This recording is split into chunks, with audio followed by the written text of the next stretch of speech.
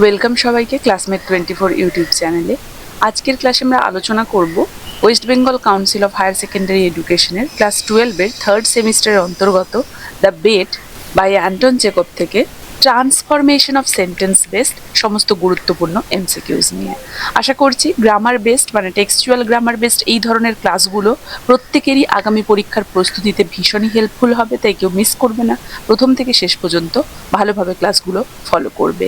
HSS স্টুডেন্টরা চাইলে ইংলিশে full syllabus based notes, one liners এবং এমসিকিউ সহ প্রশ্ন উত্তরের প্র্যাকটিস সেট পারচেস করতে হলে সরাসরি আমাদের ডিসক্রিপশন বক্সে দেওয়া এই হোয়াটসঅ্যাপ নাম্বারে কন্ট্যাক্ট করতে পারো। পাশাপাশি গ্রামার, আনসিন এবং রাইটিং স্কিলের জন্য আমার এই চ্যানেলে তোমরা বিশেষ মান্থলি পেইড মেম্বারশিপ গ্রুপ পেয়ে যাবে, যেখানে খুব স্বল্প মূল্যে গ্রামার, এমসিকিউ, আনসিন এবং রাইটিং স্কিল তোমরা শিখতে পারো বিভিন্ন গুরুত্বপূর্ণ ক্লাসেস অ্যাটেন্ড করে। পেইড মেম্বারশিপ গ্রুপের লিঙ্কও আমি এই ভিডিও ডিসক্রিপশন বক্সে উল্লেখ করে দিচ্ছি। এবং আজকের ক্লাসের এই পিডিএফটি পেতে হলে বা তোমাদের আপকামিং এক্সাম সংক্রান্ত যে কোনো ধরনের কোয়ারি থাকলে সরাসরি তোমরা আমাদের হোয়াটসঅ্যাপ চ্যানেল বা আমার টেলিগ্রাম গ্রুপটাও ফলো করে নিতে পারো। হোয়াটসঅ্যাপ চ্যানেলের লিঙ্ক এবং টেলিগ্রাম গ্রুপের লিঙ্ক এই ভিডিও ডিসক্রিপশন বক্সে আমি উল্লেখ করে দিচ্ছি। তাই যারা এই নতুন কাইন্ডলি চ্যানেলটা সাবস্ক্রাইব করে নেবে এবং চ্যানেলটা ফলো করে বেল আইকনটা প্রেস করতে ভুলবে না, তাহলে পরবর্তী প্রত্যেকটি ক্লাসের নোটিফিকেশন সহজেই তোমাদের কাছে পৌঁছে যাবে। তো ফিরে আসছি আজকের আলোচনাতে। দেখো, বেড থেকে ট্রান্সফরমেশন অফ সেন্টেন্স বেসড সমস্ত গুরুত্বপূর্ণ এমসিকিউস নিয়ে আলোচনা করব। কোয়েশ্চেন নাম্বার 1-এ কি দেওয়া রয়েছে? একটা সেন্টেন্স রয়েছে সবার প্রথমে, it was dark and cold in the garden, rain was falling. বলেছে জয়েন ইনটু কমপ্লেক্স সেন্টেন্স। কি হবে দেখো ভালো করে, it was dark and cold in the garden and rain was falling. এখানে রয়েছে rain was falling in the garden which was dark and cold. Despite it being dark and cold in the garden, rain was falling, নাকি it being dark and cold in the garden, rain was falling। দেখো ভালো করে follow করলে option beta দেখো, এটাই হচ্ছে correct option, তাই না? অপশন বিটা হয়ে যাবে সঠিক উত্তর, কারণ আমাদেরকে কমপ্লেক্স বলেছে। ইনস্পাইট, ডিসপাইট এগুলো আমরা সিম্পল সেন্টেন্সে ইউজ করছি, তাহলে এগুলো হবে না। এটা হয়ে গেল কম্পাউন্ড সেন্টেন্স, তাহলে বিতে সঠিক উত্তর রয়েছে, কারণ আমরা জানি complex sentence one independent clause নেবে আর অ্যাটলিস্ট একটা ডিপেন্ডেন্ট ক্লজ নেবে। তো অপশন বিতে দেখতে পাচ্ছি যে রিলেটিভ প্রোনাউন হুইচ ইউজ হয়েছে, এটা কি ক্রিয়েট করার জন্য? ডিপেন্ডেন্ট অ্যাডজেক্টিভ ক্লজটাকে ক্রিয়েট করার জন্য, making it a correct complex sentence, তাই না? তাহলে অপশন বি হয়ে যাবে সঠিক উত্তর। Next question number 2।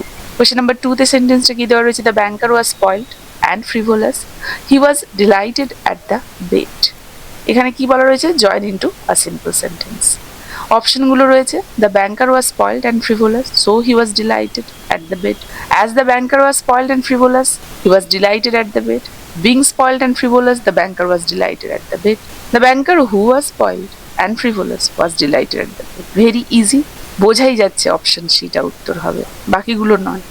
কম্পাউন্ড এবং কমপ্লেক্স, তাই না? সিম্পল সেন্টেন্সে আমরা জানি অনলি একটা ফাইনাইট ভার্ব থাকবে, আর এখানে দেখো আমরা এই যে ফাইনাইট ভার্বটাকে পার্টিসিপেলে চেঞ্জ করে দিয়েছি, বিং স্পয়েলড অ্যান্ড ফ্রিভোলাস করে দিয়েছি, তাহলে একটাই মাত্র ফাইনাইট ভার্ব থাকলো, কোনটা? এই যে ওয়াজ ডিলাইটেড। তাহলে অপশন সি হয়ে যাবে সঠিক উত্তর। বোঝা গেছে? Next question number 3। Question number 3-তে আমরা দেখতে পাচ্ছি, দেখো সেন্টেন্সটা কি রয়েছে?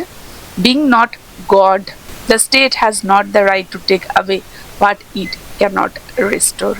Join into a compound sentence. অপশনগুলো ভালো করে ফলো করো। দেখো অপশনগুলোতে আমরা কি দেখতে পাচ্ছি? অপশন এটাই ফলো করো, the state is not God, so it has not the right to take away what it cannot restore.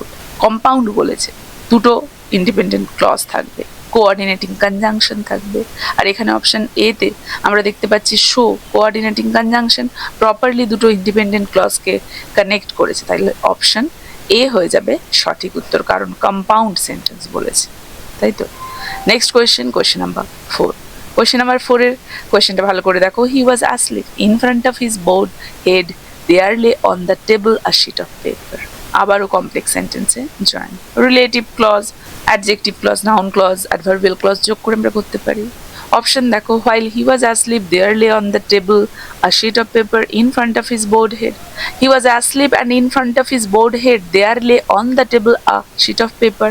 Asleep, in front of his bowed head there lay on the table a sheet of paper, আর he being asleep in front of his board head there lay on the table a sheet of paper.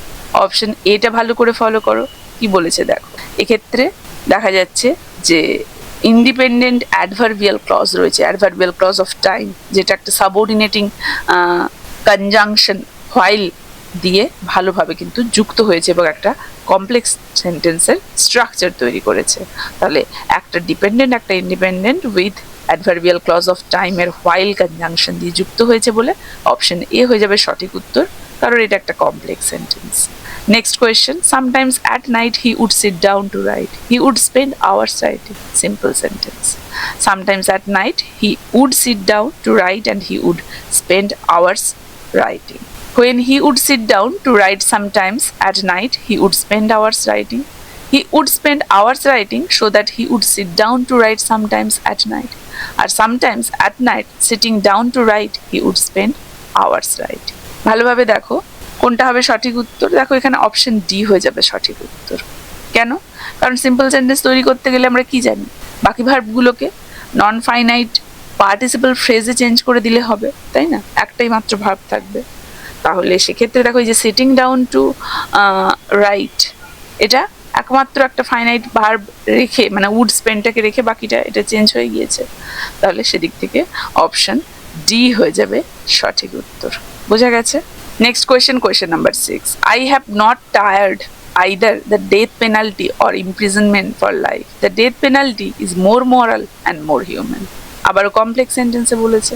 অপশনগুলো ভালো করে দেখবে। Having not tired either the death penalty or imprisonment for life, the death penalty is more moral, more human, more human. I have not tired either the death penalty or imprisonment for life, but the death penalty is more moral or more human. দেখো এখানে but হয়েছে, হবেই না। তারপরের গুলোতে follow করো, তারপরের গুলোতে আমরা দেখতে পাচ্ছি সিটা তো হবে না, তাই না? The death penalty is more moral and human for I have not tired either the death penalty or imprisonment of life, হচ্ছে না। তারপরেরটা দেখো দো আই হ্যাভ, তাহলে আমরা কি রেখেছিলাম এখানে? কমপ্লেক্স। দেখো দো, হ্যাঁ এটা ঠিক। এখানে হ্যাভিং দিয়ে শুরু হয়েছিল, সিম্পলি চলে যাচ্ছিল না। তাহলে অপশন ডি হয়ে যাবে সঠিক উত্তর, কারণ একটা ইন্ডিপেন্ডেন্ট ক্লজ রয়েছে আর একটা ডিপেন্ডেন্ট ক্লজ রয়েছে। এক্ষেত্রে আমরা স্ট্রাকচার হিসেবে এটাই দেখতে পাচ্ছি, কারণ কমপ্লেক্সে তো একটা ডিপেন্ডেন্ট একটা নয়, অ্যাটলিস্ট একটা, আর একটা ইন্ডিপেন্ডেন্ট অবশ্যই থাকবে। তো এক্ষেত্রে আমরা দেখতে পাচ্ছি ডিপেন্ডেন্ট ক্লজটা প্রথমে কি হচ্ছে, সাবঅর্ডিনেটিং একটা কনজাংশন দো দিয়ে শুরু হচ্ছে, তাই না? তাহলে এটাই হয়ে যাবে অ্যাকিউরেট, একটা ডিপেন্ডেন্ট একটা ইন্ডিপেন্ডেন্ট। অপশন ডি হয়ে যাবে সঠিক উত্তর। Next question number 7। Question number 7 এর সেন্টেন্সটা কি? He struck the table with his fist, he shouted at the young man. Simple sentence. He struck the table with his fist and shouted at the young man. After he struck the table with his fist, he shouted at the young man. Striking the table with his fist, he shouted at the young man. He shouted at the young man to strike the table with his fist. ভালোভাবে follow করো। এখানে আমরা দেখতে পাচ্ছি option C. C কেন? Simple বলেছে তো, simple সেন্টেন্সে তাহলে কি হবে? একটাই ফাইনাইট ভার্ব, বাকিগুলোকে আমাদেরকে চেঞ্জ করতে হবে। এখানে দেখো পার্টিসিপলে চেঞ্জ হয়ে গেছে, তাই না? স্ট্রাইকিং, এই যে পার্টিসিপলে চেঞ্জ হয়ে গেছে, প্রেজেন্ট পার্টিসিপল। তাহলে অপশন সি হয়ে যাবে সেটা থেকে সঠিক উত্তর। Next question. The state is not God, it has not the right to take away what it cannot restore. দেখো এটাকে কম্পাউন্ড বলেছে এখানে। কম্পাউন্ড হলে ভালোভাবে চারটে সেন্টেন্স ফলো করো।